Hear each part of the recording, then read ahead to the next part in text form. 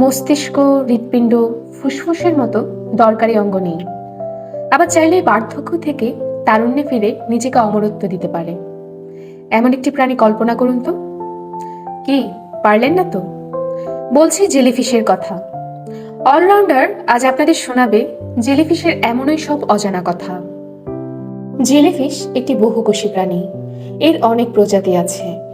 কোনো প্রজাতির জেলিফিশের আকৃতি ওল্টানো বাটির মতো, আবার কারো গঠন ঘন্টার মতো।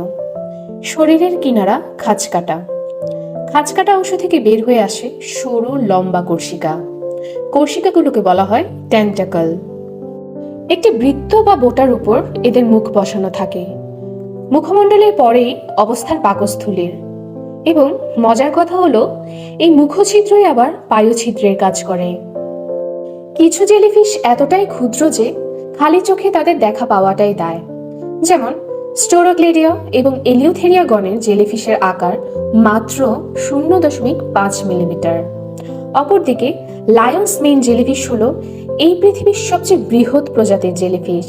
তারা তাদের এক একটা কর্ষিকা প্রায় 37 মিটার, তার মানে 120 ফুট পর্যন্ত লম্বা করতে পারে, যা পৃথিবীর সবচেয়ে বৃহৎ আকৃতির স্তন্যপায়ী প্রাণী তিমির চেয়েও বড়। মানুষের শরীরে শতকরা 70% জল থাকলেও জেলিফিশের ক্ষেত্রে তা সম্পূর্ণ ভিন্ন। জেলিফিশের শরীরে জলের পরিমাণ প্রায় 95%। সম্পূর্ণ শরীরে প্রোটিন এবং স্নায়ুতন্ত্র মাত্র 5% জায়গা দখল করে থাকে। বাকি 95% দখল করে রাখে জল। সেজন্য সমুদ্র তটে কোনো জেলিফিশ উঠে আসলে তার শরীর থেকে সম্পূর্ণ পানি উবে যায়, ফলে সেটাকে এক প্রকার অদৃশ্য মনে হয়। এদের শিকার ধরার কৌশল একটু অন্য ধরনের। শিকার ধরার জন্য এদের নানা ফন্দি আছে। জলের উপর ভেসে থাকার জন্য বেলুনের মতো গোলাকার দেহ, পাতলা স্বচ্ছ আঠা মতো পদার্থ বের করে থাকে। এমন ভাবে থাকে যাতে মনে হয় মাছ ধরার জাল ছড়ানো আছে। শিকড়ের মতো লম্বা বাহুকে প্রসারিত করে। কোনো কোনো জেলিফিশের জাল 30 থেকে 40 ফুট পর্যন্ত ঝুলে থাকে। মাঝারি আকারের জেলিফিশের জাল 10 থেকে 11 ফুট হয়।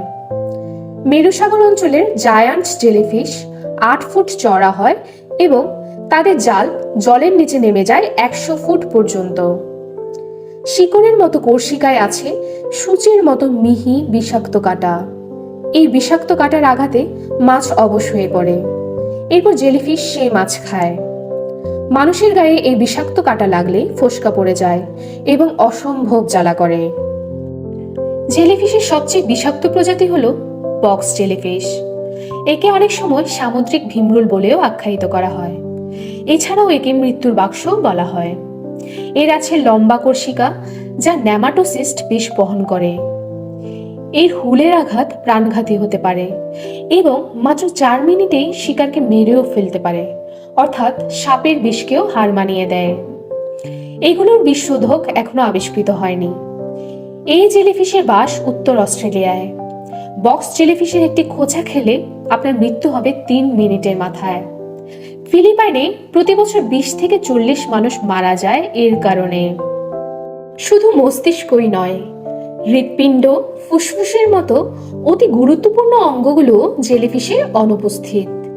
মনে প্রশ্ন জাগতে পারে, এই জরুরি অঙ্গ প্রত্যঙ্গ ছাড়া জেলিফিশ বাঁচে কিভাবে? উত্তরটাও বেশ মজার। এদের শরীরের চামড়া অত্যাধিক পাতলা বিধায় এরা চামড়া দিয়ে কোনো ঝামেলা ছাড়াই সমুদ্র থেকে অক্সিজেন শোষণ করতে পারে। এজন্য তাদের কোনো ফুসফুসের দরকার পড়ে না। এদের শরীরে কোনো রক্ত নেই, সেক্ষেত্রে রক্ত পাম্প করার জন্য হৃৎপিণ্ডটিও নিষ্প্রয়োজন। আর তারা চারপাশে উদ্দীপনায় সাড়া প্রদান করে তাদের এপিডার্মিসের নিচে থাকা নার্ভ নেটের মাধ্যমে। এটি খুবই সংবেদনশীল বলে উদ্দীপনায় সাড়া প্রদানের মতো জটিল প্রক্রিয়ায় মস্তিষ্কের কোনো দরকার পড়ে না। হ্যাঁ, শেষমেশ এখন আমরা জানবো প্রকৃতির সেই আশ্চর্য জাদুকরী রহস্যের কথা, জেলিফিশের অমরত্ব। হ্যাঁ, ঠিকই শুনছেন। পৃথিবীতে এমন একটি জেলিফিশ আছে যেটি বয়সের সাথে সাথে মৃত্যুবরণ করে না। টারিডপসিস দোরনাই নামের এই জেলিফিশটি পাওয়া যায় ভূমধ্যসাগর এবং জাপানের আশেপাশের সাগরে, এবং এটাই হলো অমর জেলিফিশ। চলুন জেনে নেই তার অমরত্বের রহস্য। টারিডপসিস দোরনাই নামক জেলিফিশটি তা জীবনচক্রের 4টি ধাপ পার করে: ডিম, লার্ভা, পলিপ এবং মেডুসা। কিন্তু যখন এটি আঘাত পেয়ে বিপদের সম্মুখীন হয়, তখন ঘটে যায় এক অবিশ্বাস্য ঘটনা। জেলিফিশটি বিশেষ এক প্রক্রিয়া শুরু করে, যার নাম ট্রান্সডিফারেন্টিয়েশন। প্রাপ্তবয়স্ক জেলিফিশের কোষগুলো পুনরায় শিশুকালের কোষে পরিণত হয়, ফলে এটি পুনরায় পলিপ অবস্থায় ফিরে যায় এবং নতুনভাবে জীবনচক্র শুরু করে।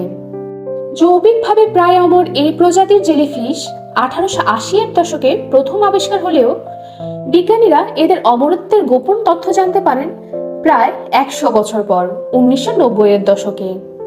এরা এদের জীবনচক্রের প্রাপ্তবয়স্ক অবস্থায় বা যৌন দশায় পৌঁছানোর পর বিশেষ কিছু উদ্দীপনায় প্রভাবিত হয়ে অপ্রাপ্তবয়স্ক বা অযৌন দশায় ফিরে যেতে পারে।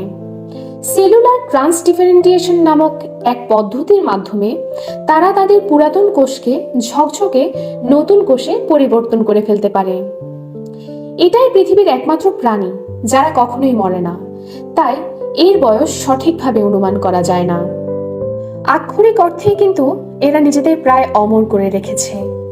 মৃত্যুর কোনো রকম আশঙ্কা থাকলে এরা বার্ধক্যের উল্টো পথ ধরে। ন্যাশনাল জিওগ্রাফিকের গবেষকরা জানিয়েছেন, যদি এই জেলিফিশের শরীরে কোনো অংশে আঘাত লাগে বা অসুস্থ হয়ে পড়ে, সঙ্গে সঙ্গে এরা পলিপ দশায় চলে যায়। চারপাশে মিউকাস মেমব্রেন তৈরি করে গুটি বাঁধে পলিপের আকারে। এই পলিপ অবস্থায় এরা 3 দিন পর্যন্ত থাকে আর এভাবেই কমিয়ে দেয় বয়স। এরই মধ্যে শরীরের সব কোষকে নতুন কোষে রূপান্তর করে জেলিফিশটি, আর বয়স একদম কমিয়ে ফেলে। এভাবেই বারবার নিজেকে রূপান্তরের মাধ্যমে এরা বার্ধক্যকে ঠেকিয়ে রাখে। তবে এই নিয়ে বিজ্ঞানীদের মধ্যে মতপার্থক্য রয়েছে।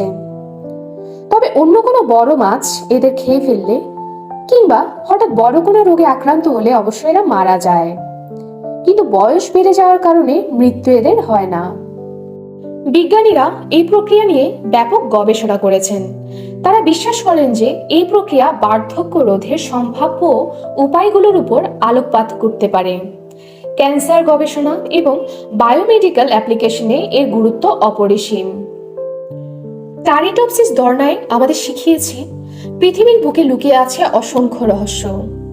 এই ছোট্ট জেলিফিশটি তার বিশেষ ক্ষমতার মাধ্যমে আমাদের বার্তা দেয় কিভাবে জীবনচক্রের উল্টো পথে ফিরে আসা সম্ভব। হয়তো ভবিষ্যতে এর গবেষণা থেকে আমরা মানব জীবনের বার্ধক্য এবং রোগ নিরাময়ের নতুন দিশা পেতে পারি। বন্ধুরা, আজ এই পর্যন্তই। ভিডিওটি ভালো লেগে থাকলে লাইক, কমেন্ট এবং সাবস্ক্রাইব করতে ভুলবেন না। আবারও ফিরে আসবো নতুন কোনো ভিডিও নিয়ে। ধন্যবাদ।